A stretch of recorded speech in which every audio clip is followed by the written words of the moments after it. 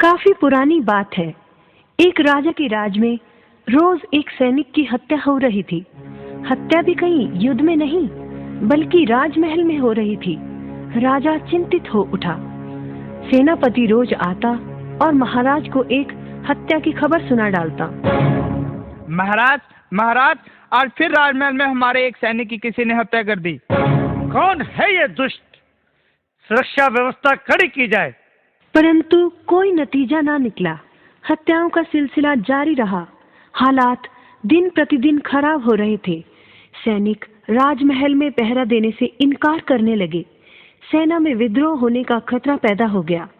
राजा का इकलौता पुत्र राजकुमार प्रियवर्धन शिक्षा पूरी कर महल में पहुंचा।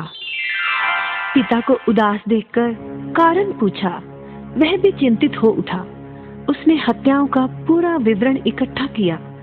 उसे जानकर आश्चर्य हुआ कि हत्या सिर्फ उसी सैनिक की होती थी जो अकेला पहरा दे रहा होता था। इसका मतलब साफ था कि जो कोई भी हत्यारा था वो इकट्ठे सैनिकों का सामना करना नहीं चाहता था।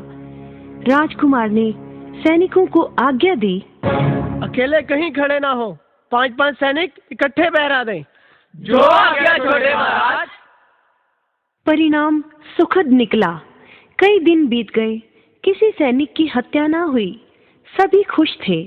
एक दिन राजकुमार ने सेनापति को बुलाया और कहा, सेनापति, लगता है हत्यारा भाग गया है। अब खास सुरक्षा व्यवस्था हटा दें। इसकी अब कोई जरूरत नहीं। राजा बोला, ऐसा करना खतरनाक है। वह हत्यारा फिर वैसी कोशिश कर सकता है।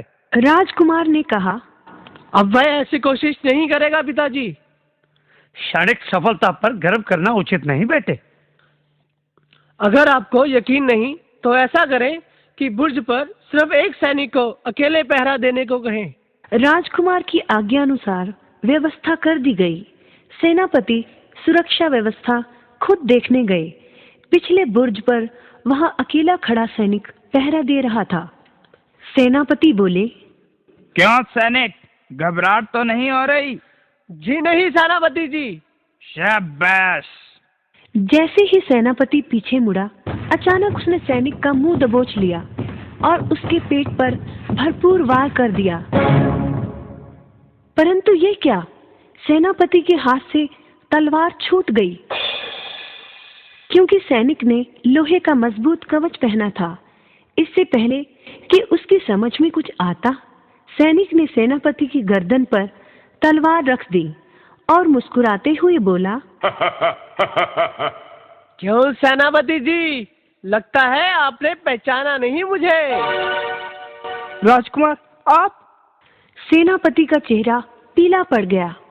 मुझे पहले से ही शक था कि हो ना हो आप ही आस्तीन के सांप हैं। मुझे माफ कर दे कुंवर जी। सेनापति को गिरफ्तार कर कारागार में डाल दिया जाए। देखा बच्चों, किसी पर भी सोचे समझे बिना विश्वास नहीं करना चाहिए।